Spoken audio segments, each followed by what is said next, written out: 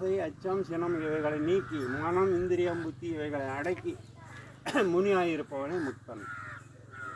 இவ்வளோ விஷயம் சாமியும் சொல்கிறாரு. இந்த நூல்கள்லாம் சாமி படிச்சிருக்கார். அப்போ நம்ம செய்கிற இந்த சித்த வித்தை சரிதானான்னு அவரும் வேதங்களில் உள்ள பூந்து பார்த்துட்டு தான் அது வெகுற சரக்கு இதுதான்டான்னு சொல்லி நமக்கு தெளிவாக கொடுத்துருக்கார். பலாப்பழத்தை அறுத்து கொட்டை வேறு பழ வேறு எடுத்து உங்ககிட்ட ஜூஸு வேறு அடித்து இந்தான்னு கிளாஸில் கொடுக்கும்போது அது வேணாம், நான் திரும்ப பலாப்பழத்தை தான் நான் வாங்குவேன்னா எதுக்கு? பலாப்பழத்தை வாங்கி முட்டிக்கின்னு இருக்கிறதுக்கா? நம்ம இனி வேறு கொள்கையெல்லாம் கிடையாது. உத்தமமானவும் சிரேஷ்டமான கொள்கை சித்த வித்தை தவிர உலகத்தில் எதுவும் கிடையாது. சாமி நமக்கு பைசா வாங்கின்னு கொடுக்கல, கண்ணுயிர் போல் எல்லாரையும் நினச்சி நமக்கு இது தயவாக கொடுத்தது. அப்போ இதை நம்ம தலை மேலே வச்சு சிரத்தையாக செய்கிறவனுக்கு அவருடைய குணங்களும் அவர் செய்த அனைத்து விஷயமும் நம்மளாலே முடியும். அந்த திட நம்பிக்கை விசுவாசத்தை யார் வைக்கிறானோ அவன் வித்தையில் வளரும். நமக்கு மோட்சம் கிடைச்சா போதுங்க. சித்தி வேலை செஞ்சு என்ன பண்ண போகிறோம்? இதை அப்படி இல்லாதவும் அதை இருக்கிறத அவன் காட்டுற மேஜிக்கெல்லாம் நமக்கு வேண்டியதில்லை.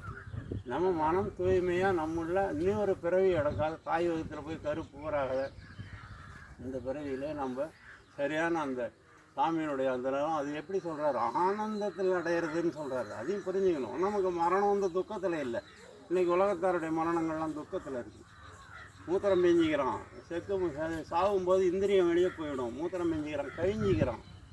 இந்த நம்மளுடைய முடிவை வந்து நம்ம பிராணாயாமம் தொடர்ந்து செய்கிறதுனால நமக்கு பிராண சுகமாக அந்த சுகம் அந்த கதியை கண்டுபிடிச்சிங்கன்னு சொல்லியே இருக்கார் சாமி.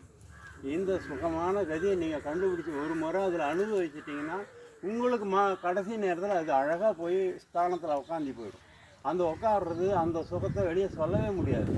அது ஈஸ்வர ஸ்தானம் அவ்வளோ மென்மையானது, சுகமானது. அந்த இடத்துல போய் மனம் வண்டி போயிடுச்சுன்னா அதுக்கு மேலே உலகத்தில் நமக்கு என்ன வேணும் சொல்லுங்கள்? இதெல்லாம் இப்போ அவசரப்பட்டுன்னு தான் கிடக்குறோம். ஓடுறது, ஓடியாடுறது, வேடிக்கை சாப்பிட்றது, வேடிக்கை போகிறது, இதெல்லாம் அற்று போய் நமக்குள்ளே நம்ம அந்த பேரின்பத்தில் மூழ்கி அமைதியாக வாழ்ந்து கொண்டு இருக்கக்கூடியது தான் அந்த சாமி கொடுத்தா அந்த நிறைய பேசி பண்ணுவாங்க. கேமரா